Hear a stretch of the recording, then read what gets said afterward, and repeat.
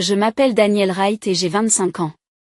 Ce que je vais vous raconter n'est pas un conte de fées sur la réconciliation familiale ou le pouvoir du pardon. Il s'agit du moment où ma mère, assise dans un auditorium de 3000 personnes, m'a regardé honorer l'homme qui m'a élevé, tandis que ses mains tremblaient en réalisant tout ce qu'elle avait détruit. Il s'agit du jour où mes parents ont appris que le favoritisme aveugle a des conséquences permanentes. Avant de vous parler de cette cérémonie de remise des diplômes, lorsque l'oncle Robert s'est levé pendant mon discours et que ma mère a perdu son calme devant tout le monde, je dois vous ramener à l'endroit où tout a commencé. Dans l'allée d'Oakmont Street, mon frère jumeau s'est tenu à côté de la BMW détruite de notre père et m'a montré du doigt, les larmes aux yeux, en prononçant le mensonge qui allait diviser notre famille à jamais. Être un jumeau semble romantique jusqu'à ce qu'on le vive.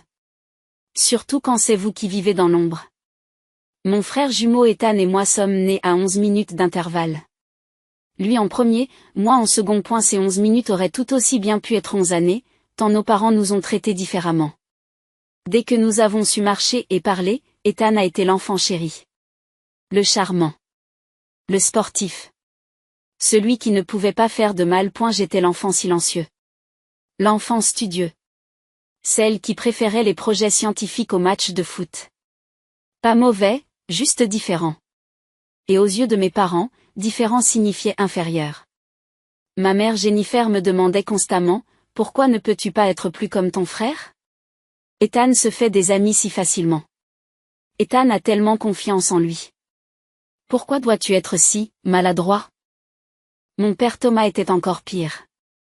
Il entraînait l'équipe de baseball d'Ethan, assistait à chaque match, se vantait de chaque réussite. Lorsque j'ai gagné la foire scientifique régionale 2 années de suite, la réponse de mon père a été « C'est bien.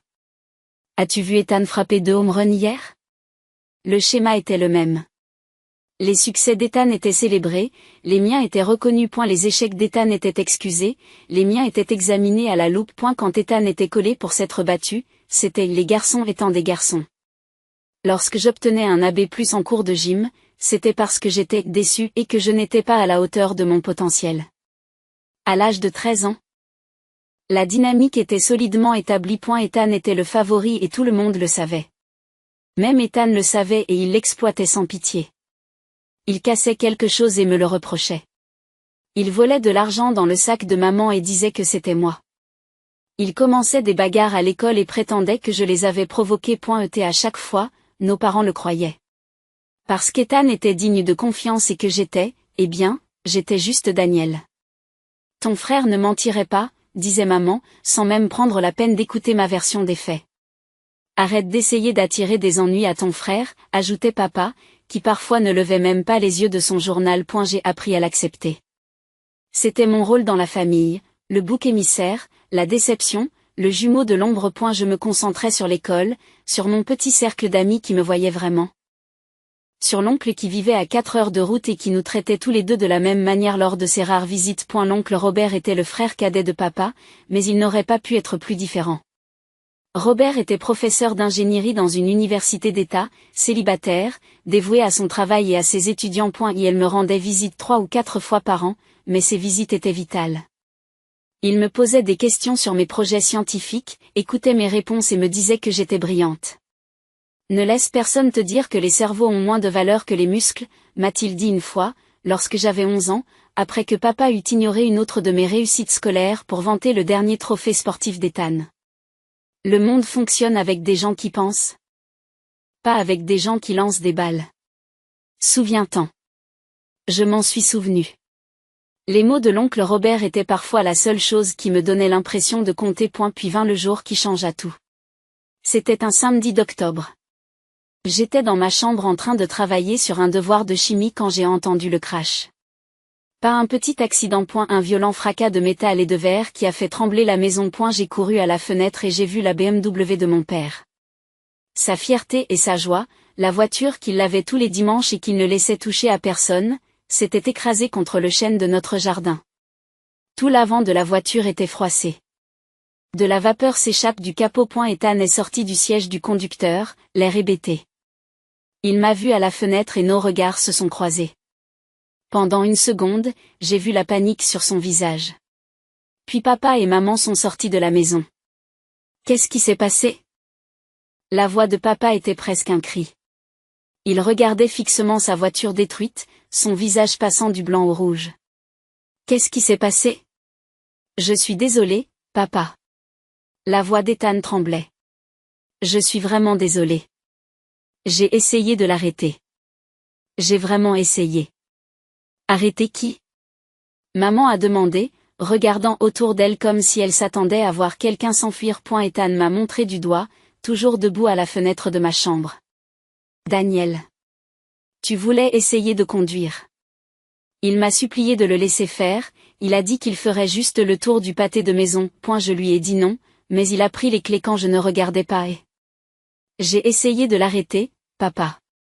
J'ai couru dehors et j'ai essayé de le faire s'arrêter, mais il allait trop vite et il a heurté l'arbre et, si vous appréciez vraiment cette histoire, appuyez sur le bouton « J'aime ».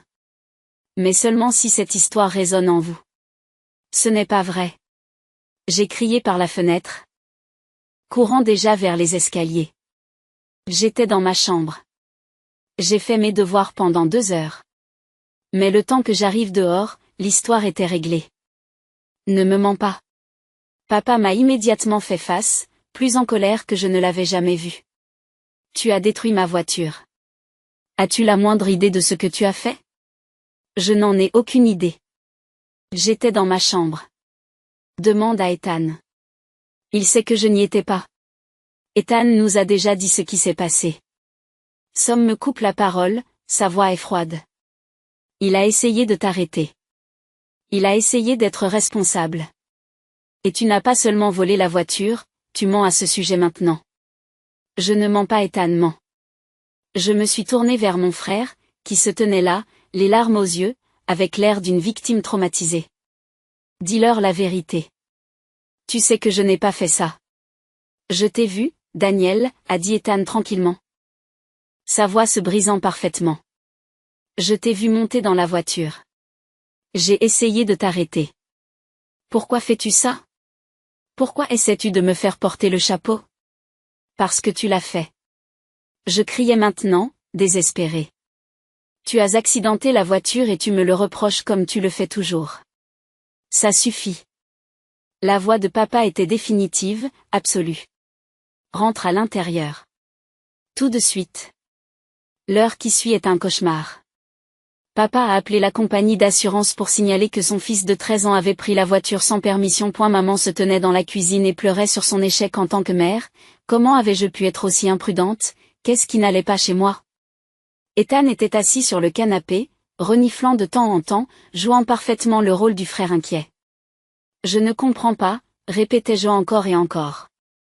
Pourquoi ne me crois-tu pas? Je n'ai pas fait ça. Je ne ferai jamais ça. Les preuves sont claires, dit froidement papa. Ethan t'a vu. C'est toi qui conduisais. Tu as écrasé ma voiture. Et maintenant tu mens à ce sujet, ce qui est en quelque sorte pire que l'accident lui-même. Regarde dans ma chambre. Mes devoirs sont toujours ouverts sur mon bureau. Vérifiez-leur sur mon ordinateur. Je faisais des recherches en ligne quand c'est arrivé. N'importe qui peut faire semblant, dit maman d'un air dédaigneux. Laisser une page ouverte, courir en bas. Nous ne sommes pas stupides, Daniel. Mais je ne l'ai pas fait. Ça suffit. Le cri de papa m'a fait tressaillir. Voilà ce qui va se passer. Tu es puni pendant 6 mois.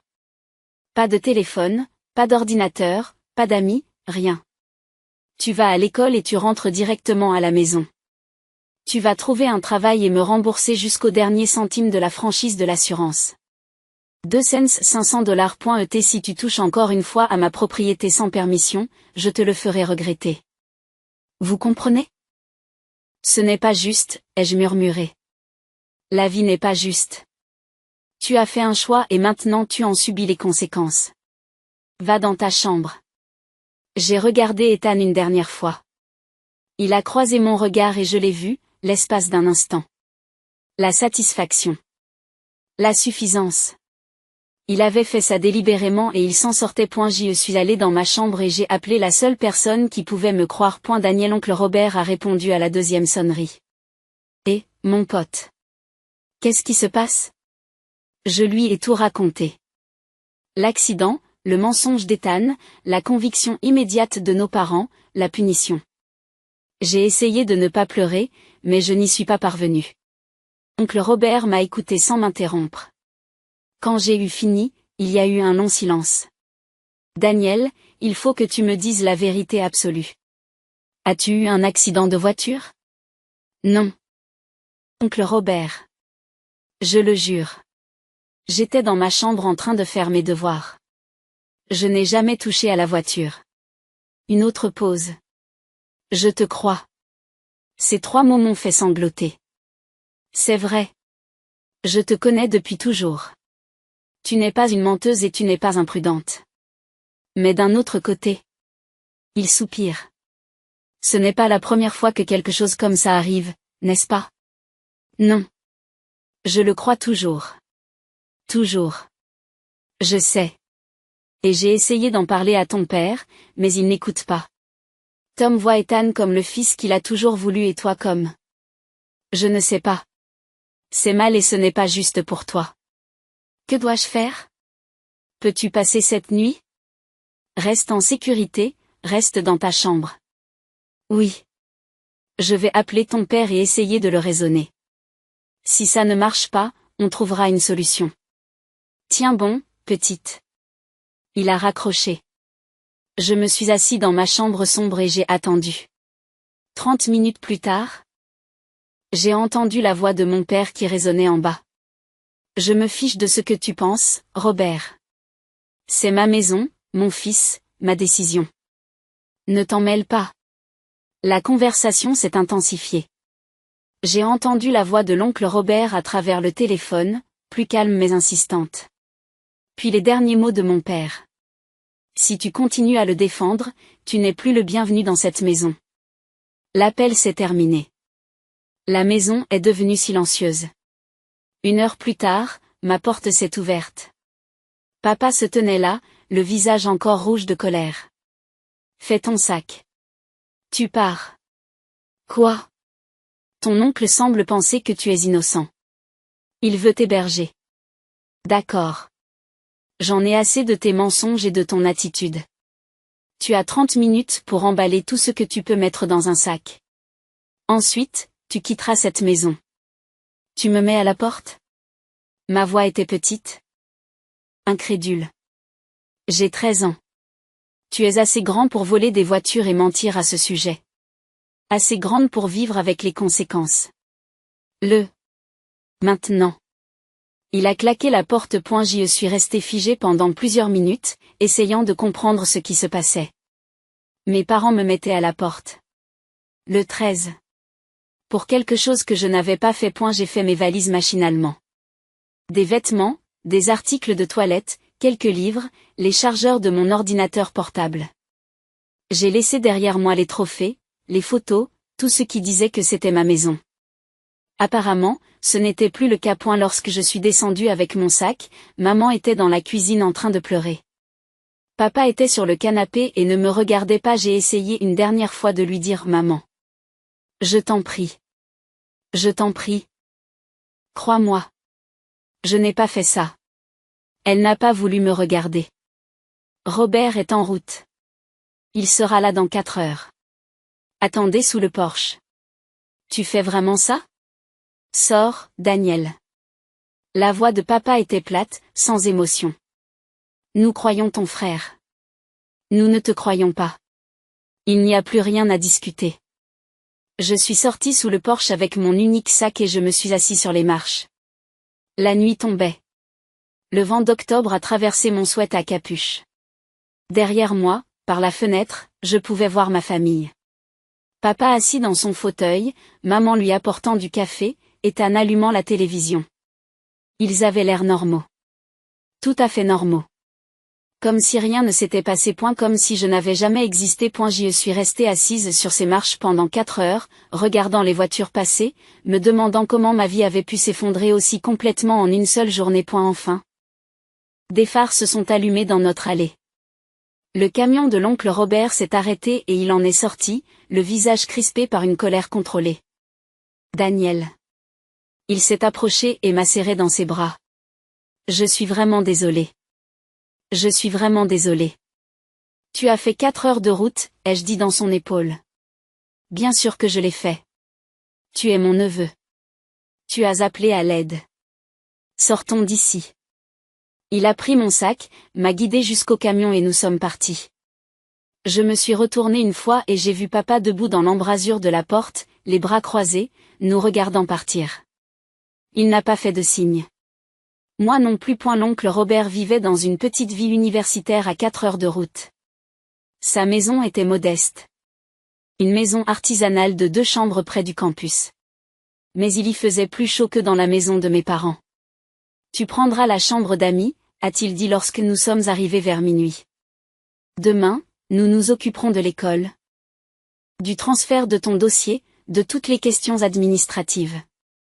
Ce soir, tu n'as qu'à dormir. Oncle Robert? Je l'ai arrêté alors qu'il se dirigeait vers sa propre chambre. Je le remercie. De m'avoir cru.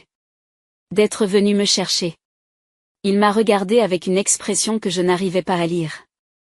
De la tristesse mêlée à de la détermination.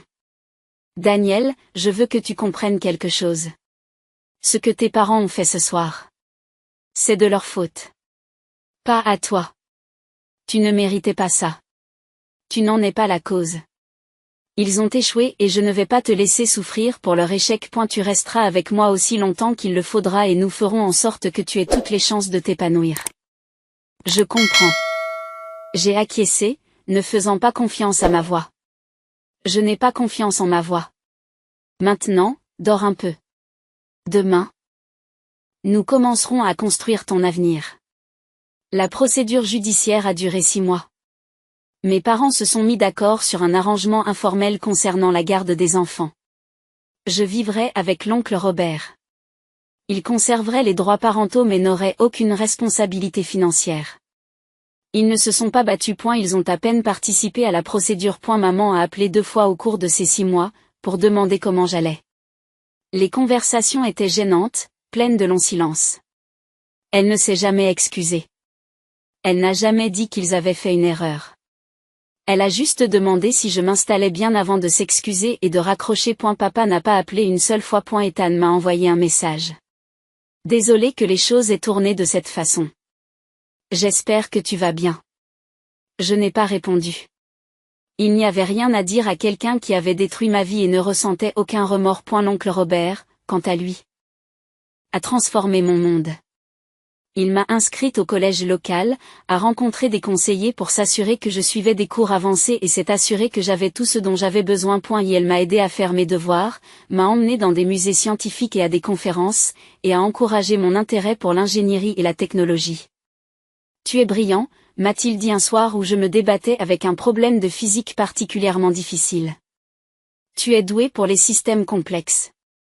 Ne gaspillez pas ce don. Sous sa direction, je me suis épanouie. Sans les comparaisons constantes avec Ethan, sans la pression d'être le jumeau décevant, je pouvais enfin être moi-même. Mes notes sont montées en flèche et j'ai obtenu des A. J'ai rejoint le club de robotique et l'équipe de mathématiques. Je me suis fait des amis qui appréciaient l'intelligence et la curiosité. À U lycée, je suivais des cours de niveau universitaire. Oncle Robert m'a appris la programmation. M'a initié au concept de l'ingénierie et m'a poussé à voir plus grand. Et elle m'a dit MIT lorsque j'avais 15 ans et que nous discutions des universités. C'est là que tu devrais viser. C'est le meilleur programme d'ingénierie au monde. Tu es assez intelligent. Je le sais. Le MIT est cher, ai-je dit. Je savais que l'oncle Robert n'était pas riche. Il vivait modestement avec un salaire de professeur. Laisse-moi m'occuper de ça. Toi, tu t'occupes de ton admission. J'ai travaillé pour atteindre cet objectif de façon obsessionnelle. Des notes parfaites. Poste de direction. Projet de recherche. Victoire au concours. Chaque réussite était un pas de plus vers la preuve que je n'étais pas le bouc émissaire sans valeur que mes parents pensaient que j'étais. Ma famille biologique est devenue un bruit de fond. Maman appelait peut-être une fois tous les 2 mois, toujours brièvement. Toujours superficiellement. Papa n'appelait jamais. J'ai appris par la famille élargie qu'Ethan avait des difficultés. Des notes médiocres, des problèmes de comportement avec l'autorité. Apparemment, sans moi à blâmer, sa vraie nature devenait visible. Je n'ai rien ressenti en entendant cette nouvelle. Aucune satisfaction, aucune sympathie. Juste, si rien. Ils étaient des étrangers maintenant. Quand ma lettre d'acceptation du MIT est arrivée, avec une bourse complète, l'oncle Robert a pleuré. En fait, il a pleuré. Je savais que tu pouvais le faire, a-t-il dit en me serrant fort dans ses bras. Je suis si fier de toi, Daniel. Je suis incroyablement fier de toi. Je n'aurais pas pu le faire sans toi, lui ai-je dit honnêtement. Tu m'as sauvé la vie. Non, a-t-il dit fermement. Je t'ai juste donné l'espace nécessaire pour te sauver toi-même. C'est tout toi, mon petit. Tout à toi. Le MIT était intense, stimulant et exactement là où j'avais ma place. Je me suis épanouie dans un environnement universitaire compétitif, entouré d'autres esprits brillants qui valorisaient l'innovation et la résolution de problèmes. Je me suis spécialisée dans l'informatique et le génie électrique, j'ai maintenu une moyenne de 3,9 et j'ai été recrutée dans un prestigieux laboratoire de recherche dès la 2e année. L'oncle Robert me rendait visite chaque fois qu'il le pouvait, toujours fier, toujours d'un grand soutien. Il appelait tous les dimanches sans faute. Lorsque je luttais contre le syndrome de l'imposteur et que j'avais l'impression de ne pas être à ma place parmi tous ces génies, il m'en parlait. Tu as mérité ta place, me rappelait-il. Tu n'es pas un cas de charité. Tu es l'un des meilleurs étudiants du monde. Agis en conséquence. Au cours de ma première année, j'ai publié mon premier article universitaire sur les applications de l'apprentissage automatique en robotique. Il a été accepté lors d'une grande conférence. L'oncle Robert s'est déplacé pour assister à ma présentation.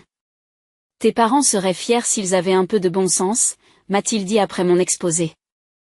Je lui ai répondu que je me moquais de ce qu'il pensait et que j'étais sincère. Lorsque j'ai obtenu ma licence, j'ai été accepté dans le programme de doctorat du MIT avec un financement complet.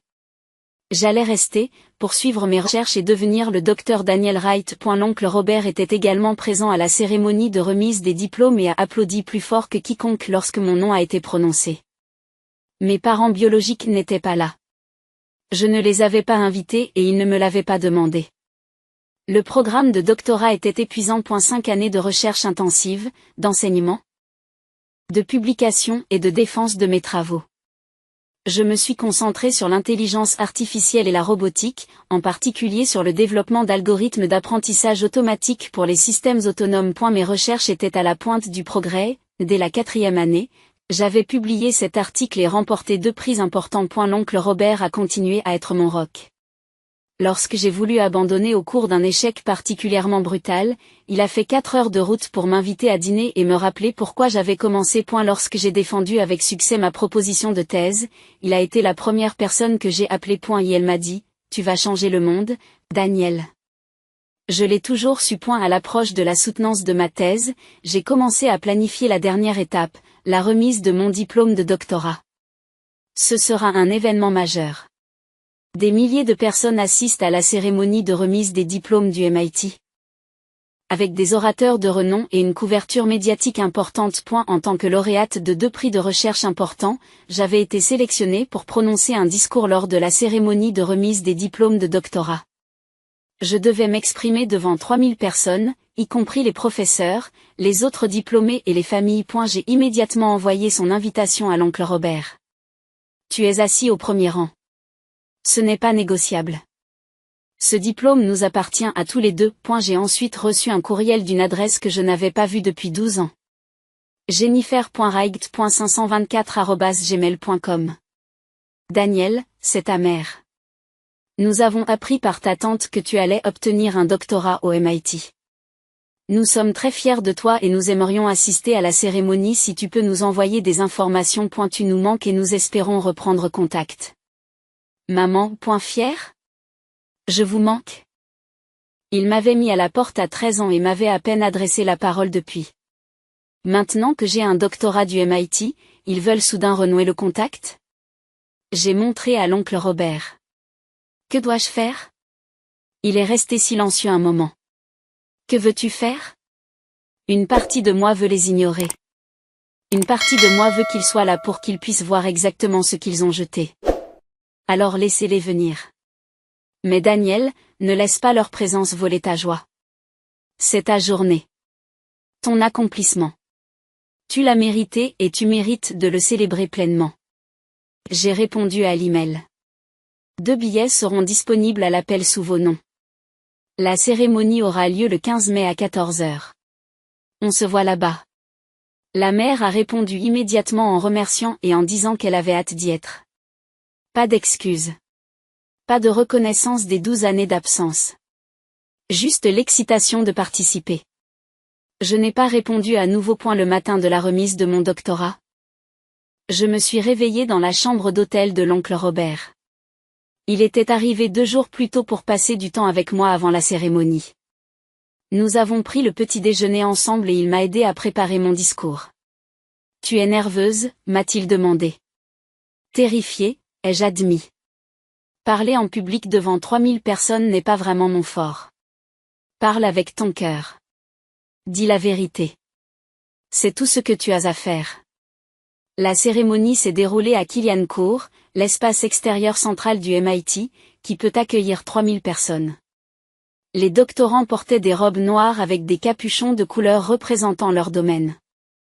La mienne était orange, pour l'ingénierie. La scène était composée d'un podium, de la chaise du président du MIT et de sièges pour les invités de marque. Je suis arrivé en avance pour la procession. Mon oncle Robert m'a envoyé par SMS une photo de lui à sa place, au centre de la rangée. Portant un costume et tenant une petite pancarte sur laquelle on pouvait lire « C'est mon fils ».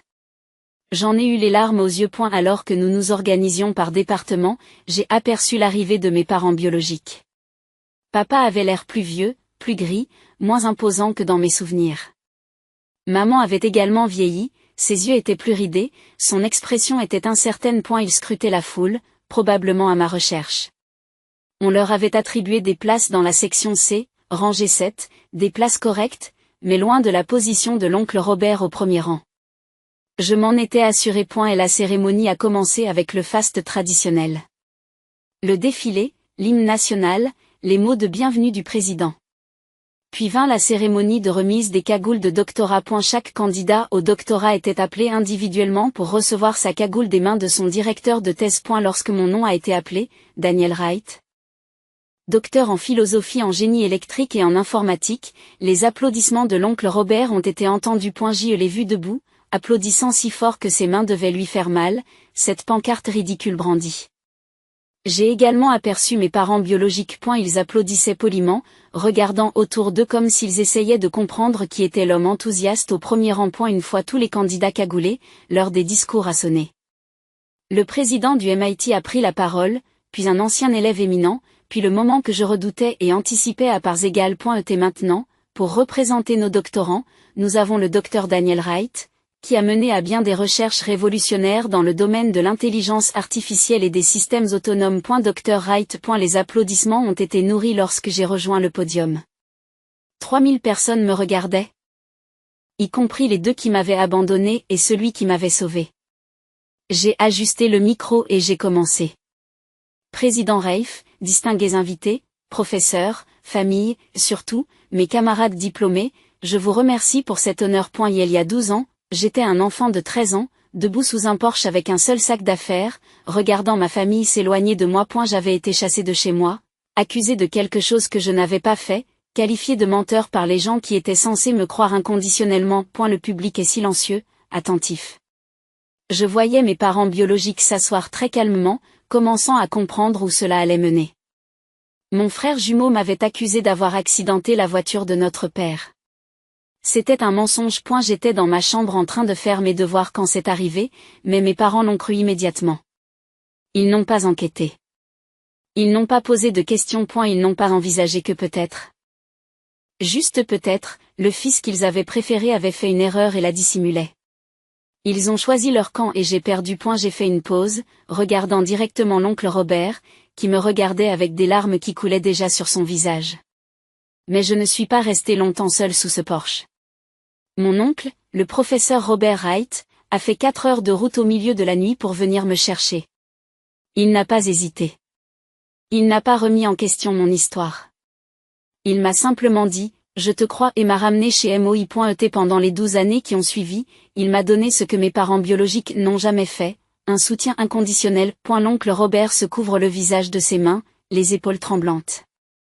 L'oncle Robert, ai-je dû faire une pause pour contrôler ma propre voix, est devenu plus que mon tuteur. Il est devenu mon père dans tous les domaines qui comptent. Il a encouragé ma curiosité, a défié mes idées et a cru en moi quand je ne croyais pas en moi-même. Lorsque j'ai dit que je voulais aller au MIT, il m'a répondu, alors, c'est là que tu iras.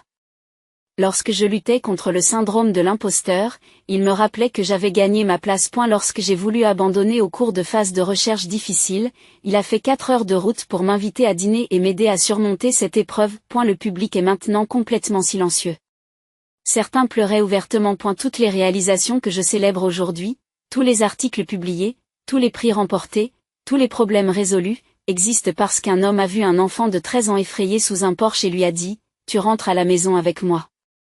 Parce qu'un homme a choisi l'amour plutôt que la commodité, la responsabilité plutôt que le rejet facile, et le dévouement plutôt que la biologie. J'ai regardé directement l'oncle Robert. Voulez-vous vous lever? S'il vous plaît? Il s'est levé, s'est essuyé les yeux, l'air accablé. Voici le professeur Robert Wright, mon oncle par le sang mais mon père par choix. C'est un professeur d'ingénierie, un mentor pour des centaines d'étudiants et la personne la plus importante de ma vie. Il m'a appris que la famille n'est pas une question de partage d'ADN. Il s'agit de savoir qui se montre, qui croit en vous, qui se bat pour vous lorsque le monde ou même vos propres parents se retournent contre vous. L'oncle Robert pleurait à présent ouvertement, sans chercher à le cacher. Autour de lui, les gens applaudissent. Papa, j'ai utilisé le mot délibérément, bruyamment, clairement. Ce diplôme est autant le tien que le mien. Tu as financé mes études. Tu as soutenu mes rêves et tu m'as donné les bases pour réussir. Tu n'étais pas obligé de faire tout cela. Il a choisi de le faire. Et ce choix a changé ma vie. Les applaudissements se multiplient. J'ai jeté un coup d'œil à mes parents biologiques.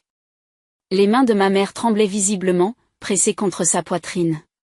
Elle était pâle et fixait l'oncle Robert avec une expression d'horreur naissante. Ce dernier était devenu rigide, la mâchoire serrée, refusant de regarder qui que ce soit. Autour d'eux, les gens ont manifestement compris qui ils sont. Les chuchotements avaient commencé. Les regards à mes parents biologiques, j'ai dit calmement, sans détour, merci de m'avoir appris ce qu'il ne faut pas être. Merci de m'avoir montré que les titres ne font pas une famille. Merci d'avoir renoncé à moi pour que je puisse trouver quelqu'un qui ne le ferait jamais. Maman a émis un petit son, presque un souffle. Ses mains tremblaient tellement que les gens près d'elle le remarquaient. La regardaient, reconstituaient l'histoire. Et à toutes les personnes qui écoutent et qui ont été abandonnées, désignées comme boucs émissaires ou à qui on a dit qu'elles ne valaient pas la peine d'être crues. Vous en valez la peine. Votre valeur n'est pas déterminée par des personnes trop aveugles pour la voir. Trouvez votre professeur Wright. Trouvez la personne qui fera 4 heures de route au milieu de la nuit parce que vous avez besoin d'elle. Et ensuite, construisez la vie que vous méritez, parce que c'est la meilleure réponse à donner aux personnes qui vous ont sous-estimé. J'ai terminé mon discours par les remarques traditionnelles sur nos responsabilités en tant que doctorants, sur l'avancement des connaissances et le service à la société. Mais tout le monde savait que le vrai message avait déjà été délivré. Lorsque j'ai regagné mon siège, les applaudissements ont été nourris. Mes collègues m'ont serré dans leurs bras. Les membres du corps enseignant ont hoché la tête en signe d'approbation. Et mon oncle Robert, mon père, était assis au premier rang, la tête dans les mains, submergé par l'émotion. La cérémonie s'est poursuivie, mais je l'ai à peine suivie. Je ne pensais qu'à l'expression du visage de ma mère biologique lorsque j'ai appelé l'oncle Robert papa. Ses mains tremblaient comme si elle avait été frappée physiquement. Et la façon dont mon père biologique est resté figé, incapable d'assimiler ce dont il venait d'être témoin. Ils étaient venus dans l'espoir de renouer avec leur fils qui avait réussi. A eu lieu de cela, ils ont été publiquement identifiés comme les parents qui ont abandonné un enfant à cause d'un mensonge et l'ont perdu au profit de quelqu'un de meilleur. Après la cérémonie, il y a eu une réception dans la tente voisine. J'ai été immédiatement entouré de sympathisants, de professeurs, de camarades diplômés, d'administrateurs du MIT. Au milieu de la foule, j'ai vu l'oncle Robert se diriger vers moi. Lorsqu'il m'a rejoint, nous nous sommes tous deux effondrés.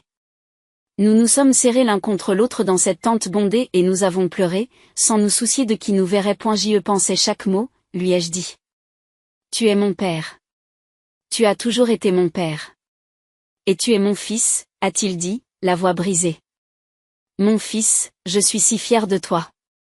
Je suis incroyablement fière de toi.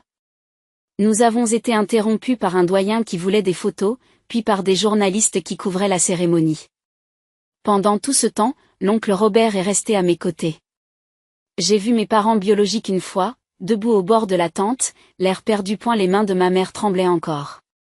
Elle n'arrêtait pas de les serrer et de les desserrer, essayant de contrôler les tremblements. Le père avait l'air plus petit. Diminué. Ils ne se sont pas rapprochés. Au bout d'un quart d'heure, ils sont partis. J'ai reçu leur premier message ce soir-là, un courriel de maman. Daniel, nous n'avions pas réalisé. Nous ne savions pas que Robert était devenu si important pour toi. Nous pensions que tu finirais par revenir. Nous pensions que lorsque tu serais diplômé et que tu aurais réussi, nous nous retrouverions tous et que ce serait comme si rien ne s'était passé. Nous avions tort. Tellement mal. Assis dans le public, t'entendant appeler Robert ton père, regardant ta vie se dérouler sans nous. Cela m'a détruite. Mes mains tremblent encore au moment où j'écris ces lignes. Ton père est dévasté, même s'il ne veut pas l'admettre. Nous t'avons jeté pour un mensonge. Nous avons choisi Ethan sans même enquêter. Et nous t'avons perdu. Nous avons tout perdu. Je ne sais pas comment réparer ça. Je ne sais pas si on peut. Mais j'ai besoin que tu saches que nous sommes désolés. Nous sommes vraiment désolés. S'il te plaît. On peut parler? Maman, j'ai lu cet email 3 fois. Ce n'était pas rien, mais presque. De la sympathie à distance pour des gens qui avaient réalisé trop tard ce qu'ils avaient détruit. Je n'ai pas répondu ce soir-là. Papa a envoyé son propre courriel 2 jours plus tard. Daniel, c'est ton père. Je ne suis pas douée pour les émotions ou les excuses, mais ta mère a raison. Nous avons fait une terrible erreur. J'étais trop têtue pour admettre que j'avais mal choisi, et le temps que je réalise qu'Ethan avait menti, trop de temps s'était écoulé. Je me suis dit que tu étais bien avec Robert, que tu étais passé à autre chose. Que tu n'avais plus besoin de nous. Je me suis trompée. Tu avais besoin de nous et nous avons échoué. Te voir honorer Robert comme ton père devant des milliers de personnes. Je n'ai jamais rien ressenti de tel. De la honte. Le regret. Savoir que j'ai gâché mon brillant fils par orgueil et favoritisme. Je n'attends pas de pardon. J'ai juste besoin que tu saches que je sais ce que j'ai fait. Et que je suis désolée.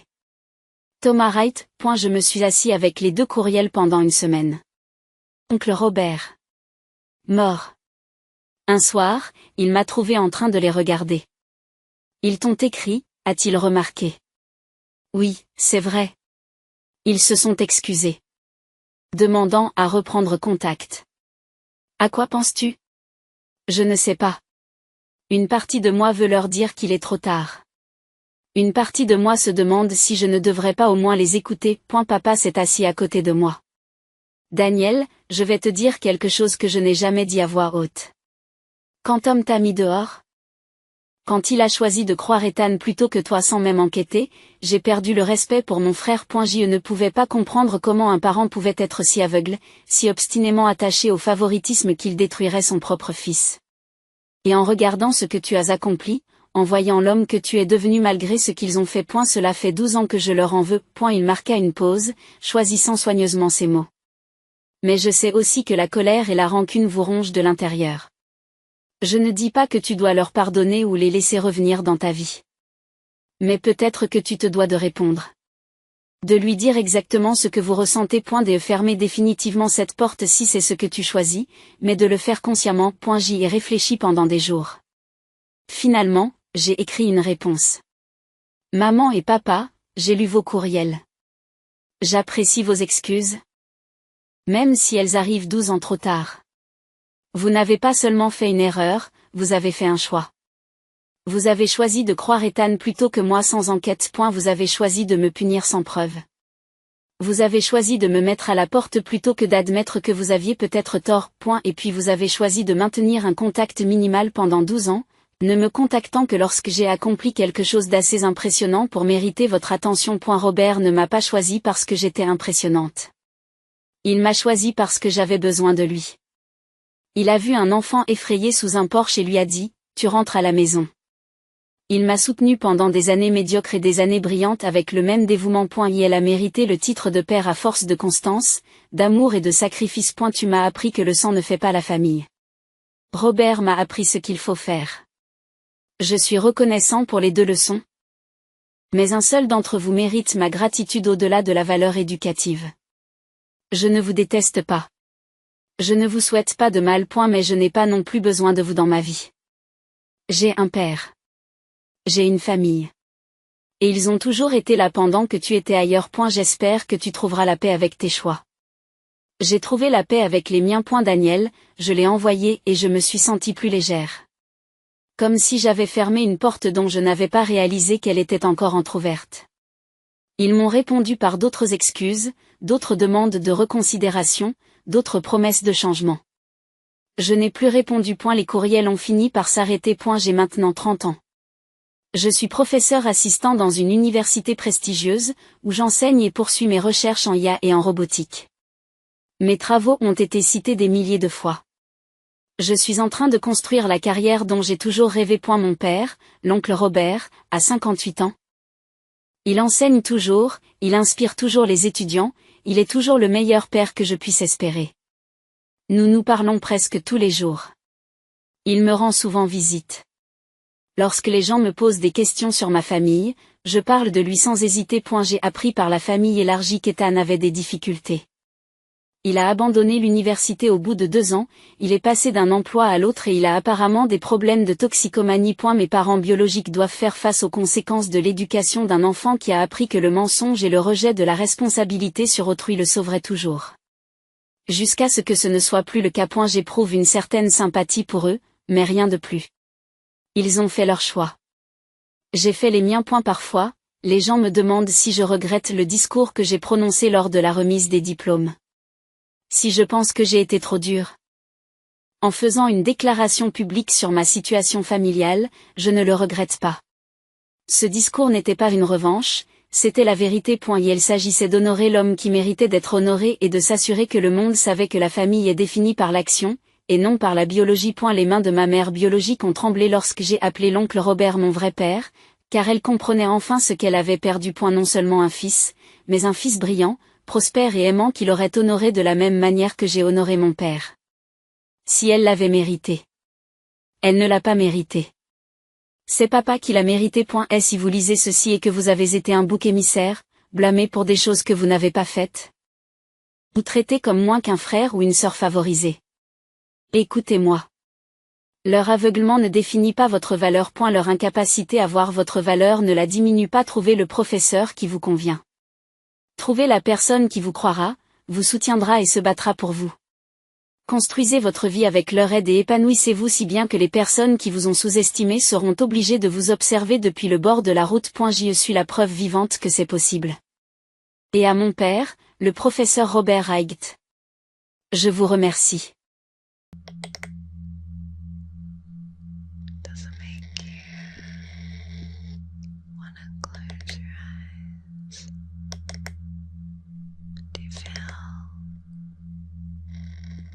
Makes your eyelids feel heavier and heavier. Just picking the toes off.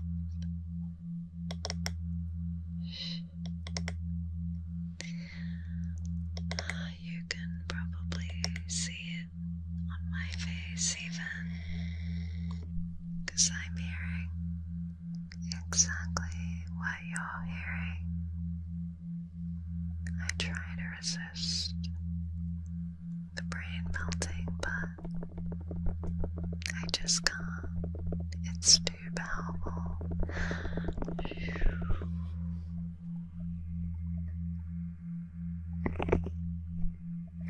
I can feel it infecting my mind.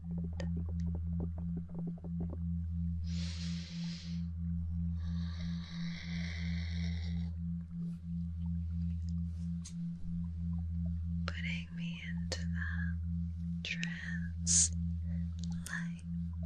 state.